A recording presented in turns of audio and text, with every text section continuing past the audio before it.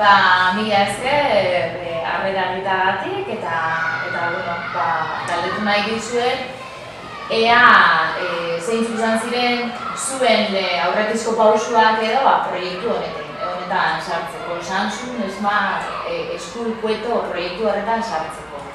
Bueno, pues ni naiz Lujan, hemen elkartera, eta eskola honetan 2000-tik aurrera, eta 2000-tik baino lehen, geneukan pilo bat ordenagailu zuzendariak eskatutakoa hemengo entrepresei ez botatzeko eta gure ikastetxera ekartzeko, guk ikasteko haien bidez.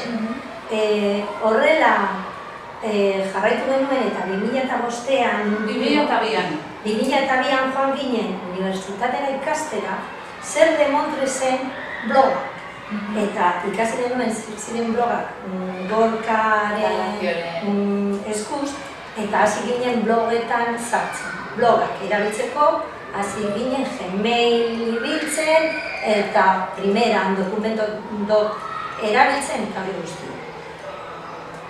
Bide horretatik jarraituta joan ginen Zaragozara kongresu batera, eta ikasi genuen zer zen Edmodo eta zer ziren sareak eta telebista zuzenean eta irratiak. Baina Edmodon buruan izan genuen eta etortzerakoan eskola 2.0ko netbuak bagenekien zer zen Edmodo eta hasi ginen netbookekin eta Edmodorekin lan egiten. Zer geneukan orduan? Hemen egiten genituen gauza guztiak, etxetik jarraitzen zen ikasketa. Orduan, horrela genbiltzan Edmodo eta Gmail eta hori guztiak, eta eskolan dena ibilbide luzea, hori izan zen hirugarren zikloko esperientzia zuzenagoa, baina eskola osoa zegoen sartuta informatika gure lehenengo proiektua izan zen 2002an informatika también en nuestras aulas. Eta horrek esan nahi zuen gure ikasle guztik 2 urteko gelan hasita, gela guztietan baieztatu genuen gutxienez 2 ordenagailu izatea. Aurre hezkuntzako txokoan eta gero lehen hezkuntzan leku batean beraiek erabiltzeko eta hori. Han ibilbide bat lortu genuen joatea egiten eskola osoa batera. Egia da gero eskola 2.0ko hornikuntzan ikusenean, hirugarren zikloa hau joan zen adintzen gehiago arbela digitalak ikusiren, eta klaro, arbela digitalak ikusita eta arbela digitalak ematen zuena ikusita esan denok, eta besteak zerbaitik ez zuen. Sartu ginen arbela digitalak lehenengo 2. zikloan, baina oso argi geneukan lehenengo zikloan potenzialidade pilo bat zuela. Eta sartu genituen arbela digitalak lehenengo zikloan. Hasiera baten, irakaslegoa formakuntzarik gabe, eskola 2.0ko lehen bitartez berritzeguna formakuntza egon zen. Baina gu sartu genituenean, egin genuen formazioen kaskada. Hemengo irakasleak, hirugarren zikloko irakasleak, beste irakaslegoa formatzen zuen.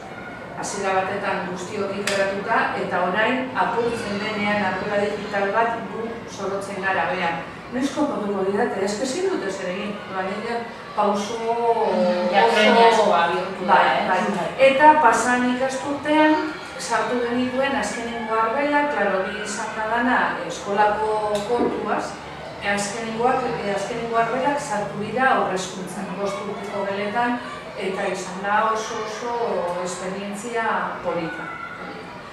Eta hau dana, bide honetan dela, berritzegunek egin zigun eskaintza proiektu honetan, Samsungeko proiektu honetan beraien berri jaso zuten, ia prest geunden horretan parte hartzeko, konpromiso batzuk eskatzen zituelako.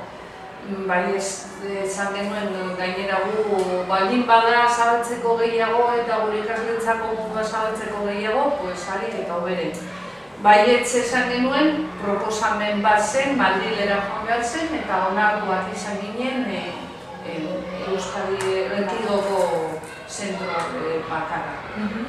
Eta handikona, beste bidean, formakuntza eta ipar gauza. Formakuntza oso gogorra zen, baina ikasi denuen zer emango ziren proiektuak. ABP, da? Eta handik aurrera, aldatu genituen gure klasean emateko modua. Eske honek ikusten dena eta hori bizi izaten dena tableta erabiltzen duzunean da metodologia aldaketa pedagogiko bat eskatzen baita. Hemen tramankuloa da tramankuloa, baina oinarria da aldaketa metodologikoa eta beste ikuspuntu bat, eskola ikusi behar da beste modu bat, eta eskola zabaldu egiten da, ez da apurtu egiten dira hormak, edo apurtu egin behar dira. Antzinako eskola ez du balio momentu honetan, eta horrek egiten diguna da lagundu hori egiten. Da zertaz doa edo zer da, zantzun Smart Eskubibueto proiektua. Guretzat esan da tresna. Ez ditu gutxi da parte egituruak, ez kuadernoak ez zerrek. Hau sartu dugu beste gauzekin. Eta,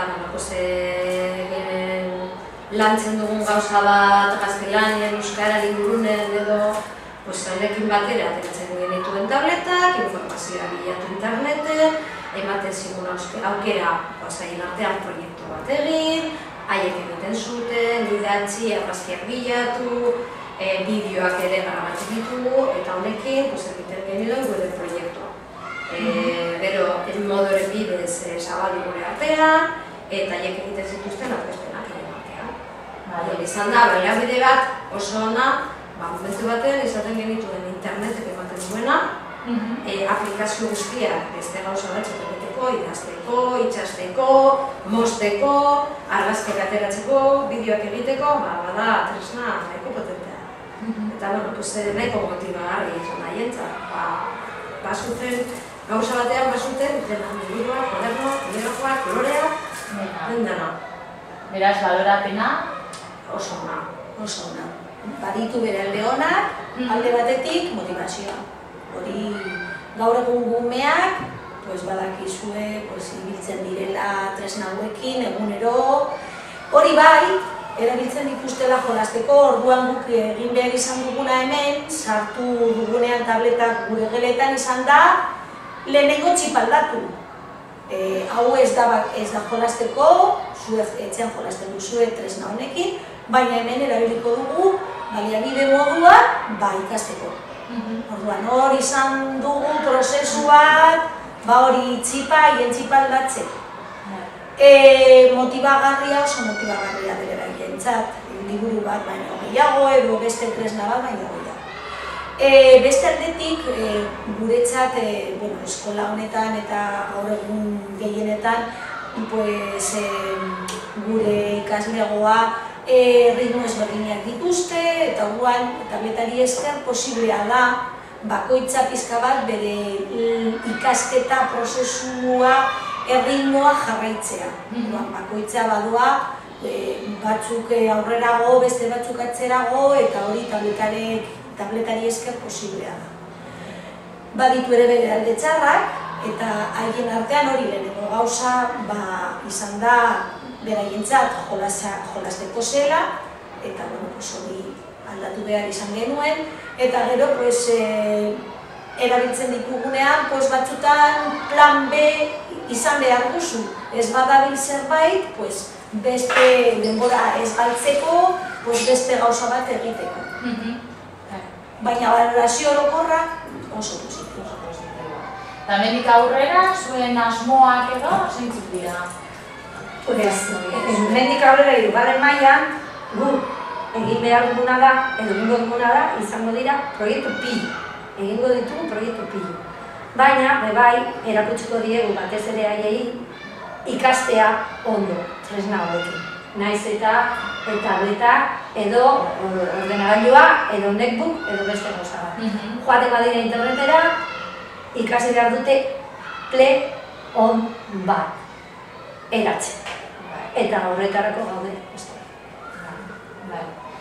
Mila esker ateak irekitzeagatik eta zuen esperientzia guztiotik partekatzeagatik. Mila esker. Eskerrik asko.